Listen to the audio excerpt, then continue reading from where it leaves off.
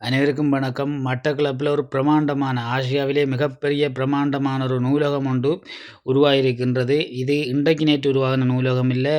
கிட்டத்தட்ட 2010ஆம் ஆண்டு முன்னாள் முதலமைச்சர் சிவனேஸ்வர சந்திரகாந்தன் அவர்கள் இருந்த காலகட்டத்தில் அவரின் ஒரு எதிர்கால ஒரு நோக்கம், எதிர்கால மாணவர்களின் கல்வி வளர்ச்சியை கருத்தில் கொண்டு ஒரு நூலகத்தை உருவாக்க வேணும் என்கின்ற ஒரு நூலகம் திறக்கப்படும் போது பல சிறைச்சாலைகளின் கதவு அடைபடுது என்று சொல்வார்கள்.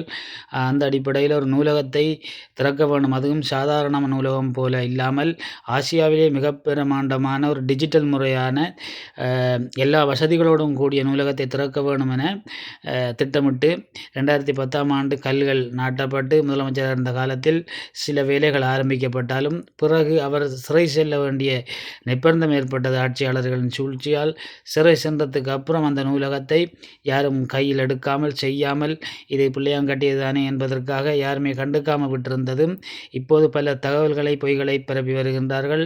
ஆனாலும் அந்த நூலகத்தை கண்டுக்காமல் விட்டு 2020ஆம் ஆண்டு பாராளுமன்ற உறுப்பினராக மீண்டும் தெரிவு செய்யப்பட்ட போது அந்த நூலகத்துக்கான நிதிகளை ஒதுக்கீடு செய்து மீள் பணிகளை ஆரம்பித்து இன்று 2026ஆம் ஆண்டு அதுக்கு இடையிலேயும் சில தடங்கள் விடுபடப்பட்டு 2026ஆம் ஆண்டு இன்று, அதாவது 20ஆம் தேதி 5ஆம் மாதம் இந்த நூலகம் அதிமேதகு ஜனாதிபதி அனுரகுமார திசாநாயக்கா அவர்களால் திறந்து வைக்கப்பட இருக்கிறது. இன்னும் வேலைகள் இருக்கின்றது. இன்னும் 500 மில்லியனுக்கு மேற்பட்ட பணத்தை செலவழித்து வேலை செய்ய வேண்டிய வேலைகள் இருக்கிறது. ஏனென்றால் சாதாரண நூலகம் அல்ல, இது ஒரு ஆசியாவில் மிகப்பெரிய நூலகம், இலங்கையில் 2வது நூலகம், டிஜிட்டல் முறையான ஒரு நூலகம், எல்லா வசதிகளோடும் கொண்ட நூலகம்.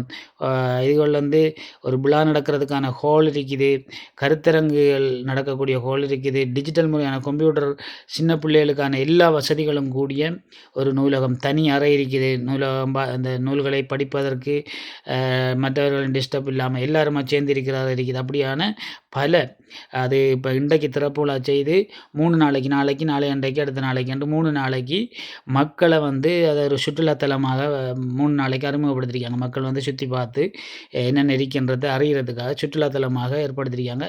அனைவரும் மட்டக்களப்பில் இருக்கிறார்கள் மட்டுமில்லை, கிழக்கில் இருக்கிறார்கள் மட்டுமில்லை, இந்த இலங்கை ஃபுல்லாக இருக்கிற அனைத்து மக்களும் நாளை இந்த நூலகத்தை கண்டு களித்து பார்த்து ஒரு படிக்காத ஒருவரின் திறமை, படிக்காத ஒருவரின் மூளை எப்படி எந்த அளவுக்கு வேலை செய்திருக்கின்றதை இன்றைக்கு அதிகமான ஆட்கள் உணர்வாங்கள், வெளியில் கதை காட்டி உணர்வாங்கள். அதே போல் நாளைக்கு, நாளை அன்றைக்கு, அடுத்த நாளைக்கு 3 நாள் சுற்றுலாவுக்கு வர அதிகமான ஆட்கள் உணர்வாங்க.